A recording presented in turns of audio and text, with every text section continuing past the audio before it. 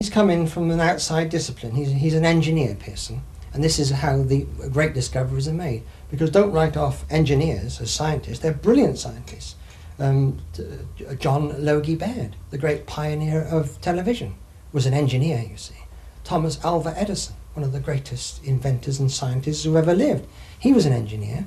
And now we've got an engineer, Ronald Pearson, coming in from an outside discipline, providing the missing parts of physics that everybody's been looking for. It's come from an outside discipline. And all it is, in layman's language, what Pearson has discovered, is positive and negative energies coming together in the universe and breeding. And that's what's causing the universe to expand. And that's where the next world is. In layman's terms, we describe this, you can imagine the whole of our physical universe as operating on BBC One. Everything we see and sense is BBC One. As you know, operating in the same space is BBC Two, ITV, Channel 4, at different frequencies and wavelengths. And that's what Ronald Pearson says. The positive and negative energies that he's discovered, which is coming together and breeding, is causing the universe to expand, and that's it's as simple as that.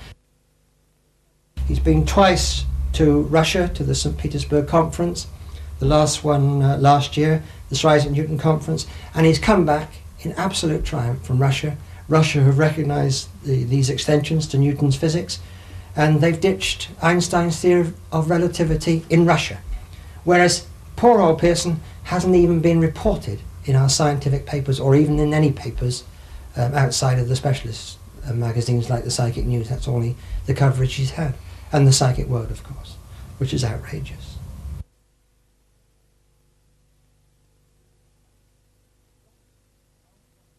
The establishment are actually blocking our qualified scientists who say that the mind and brain is separate, and supporting Pearson's wonderful discoveries here, from actually going on television and presenting it, which is outrageous in what is meant to be a free country.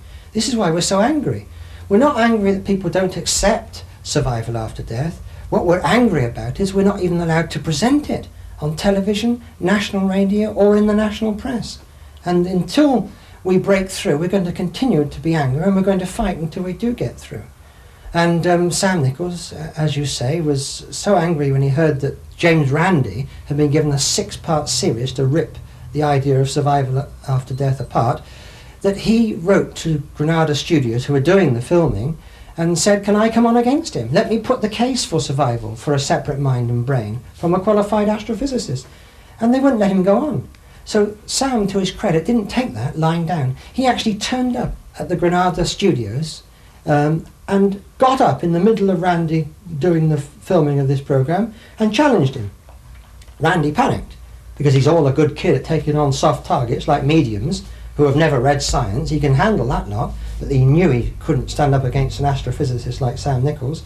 And Randy panicked and ordered all the cameras in the room to be switched off. And in 1983 I came across one of these mediums. Reports in the Psychic News I spotted. Materialised figures appear at home circle. Here it is. Can you see it there? Materialised figures appear at home circle. And I was so thrilled because that was written by one of the world's foremost experts on this type of phenomena, Alan Crossley. And I sent all my scientific work to this medium, and she was very kindly invited me up to witness what she was producing in Leicester. And instead of just one person materialising like Sir William Crookes had, there were 6 people materialising during one of her meetings. It was absolutely fantastic. And the great flaw really with Crookes' work, apart from him not having the mathematics, was that the person who was materialising, a person called Katie King, had died so long previously, he was unable to get relations there to check her out, you see, which is something missing from his experiments. So we've got over that problem now. Rita's actually, people were materialising in her experiment who were recently deceased. So we've done the scientific exercise of getting their relations there to have a chat with their loved ones who are materialising. And one of the experiments, we've had a 16-year-old boy who was killed on his motorcycle materialising, and we've had the parents reunited with this boy on over 300 occasions. So how's that for repeatable experiments? Another little boy materialised, died at the age of 9 of cancer 20 years ago.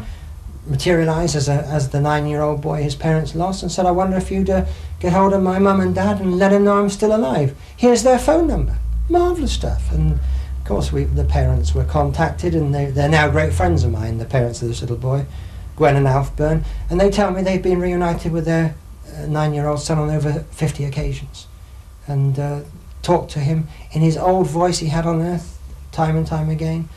A Dutch lady came to one of these experiments, and her dead son materialised, and they spoke in fluent Dutch to each other. I mean, the medium reader doesn't speak a word of any foreign language. So this is the sort of proof we've wanted. But you realise this is only repeating the experiments that have been done earlier. We haven't been short of the experimental proof of survival. What we've been waiting for all this time is the mathematics to show exactly where the next world is. And we've now got it. But I know everybody's asking, we want to see it. And this is the whole plan.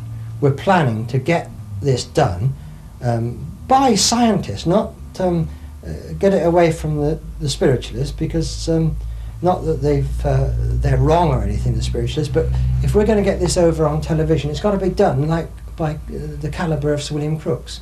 Sir William Crookes was the president of the Royal Society. It's got to be a top scientist who does these experiments, otherwise we'll be accused of fraud. But if you've got a Nobel laureate for physics, a current Nobel laureate for physics, doing this filming or in charge of the filming, then there's no way people can accuse him of fraud, because they'll be on the receiving end of a £1 million lawsuit. You've got to wait for a scientist to die before you accuse them of fraud, you see. So that's what we're going to do. And the plan is to have set up experiments where recently deceased, internationally famous people materialise to be interviewed.